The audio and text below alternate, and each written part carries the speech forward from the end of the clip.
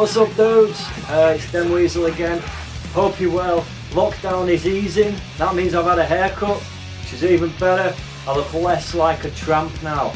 So that's really nice. So it's trick tip time. I thought we'd go for another trick tip and see if we can get you guys through it. Today I thought we'd look at 360s, more specifically 1 foot 360 spins.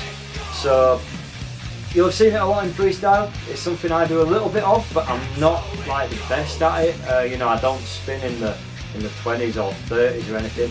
But it can be mixed into your footwork routine. It's a really cool, versatile little trick to learn. And once you've got your head around the basic technique, they're not too difficult. So let's have a go at them, see if we can get you guys spinning around.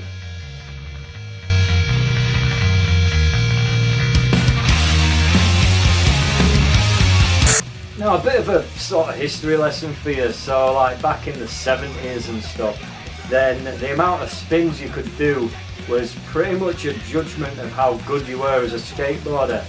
So you know, it was just grown men coming together to reward the act of spinning round in a circle. Now moving forward to freestyle in the contemporary sense, they're still used quite a lot at the end of runs and things like that. There's still some guys who spin big numbers.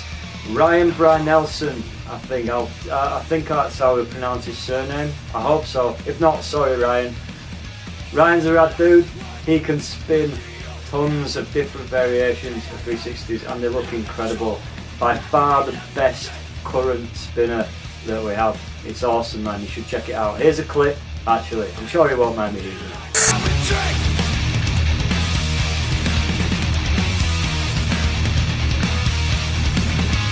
Now with spins, it's kind of entirely up to you how far you take it. I think I messaged Brian about these a while ago because I was looking at trying to spin more numbers, and even he said that the main thing is just to practice them. So you've got to drill them a lot.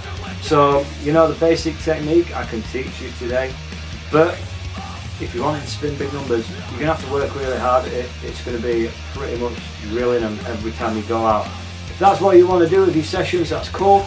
It's not my bag really, but they are pretty impressive, so let's give them a go.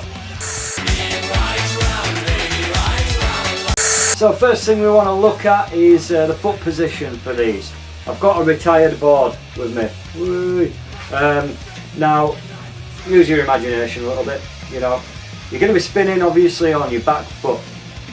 In terms of your foot placement, I would have it just over these bolts at the back. And I like to be able to see a little bit of my tail just behind my heel. So my foot isn't hanging off here and it's not right up here. It's nice and nestled over those bolts, okay? Now something that might help you get used to the control needed for a 1 foot spin is just getting used to do 1-footed manuals. What you'll find, if your ankle isn't totally screwed like mine, you'll be able to kind of use your ankle to pivot the board and control it there. Okay, so that's what we want to be looking to do. Remember, we're trying to spin just on those back wheels and not scrape the front wheels. If you scrape the front wheels, it can slow you down a little bit, but also can send you off balance. It's something I do quite a lot, which I'm guilty of, and I'm sorry, but then why would I care what anyone else thinks? I'm a horrible person. So let's talk about the direction in which we want to spin. We want to be spinning, for these ones, for the 1-footers, we want to be spinning front side, okay? I've not seen anyone spin on back side, but spinning front side, so towards your heels, is going to be the best way to do it. It's much easier way of spinning it. So what we want to do for our 1-foot spins is, remember, wherever our shoulders go, our hips are going with, we want to really wind our arms up and our upper body to be able to get lots of momentum behind it. So you can start your 1-footers however you want. Most people will start with 1 foot off the board and the back foot on, and that means that you can kind of pull the leg in and sort of tighten that spin up.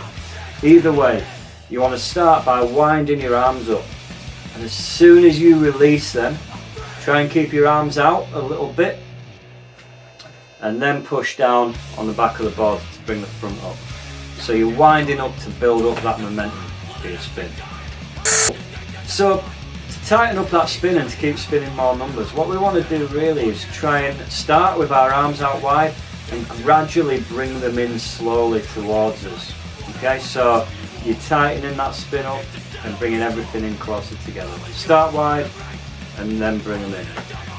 Again, everyone has their own sort of style on this, so you can really style them out.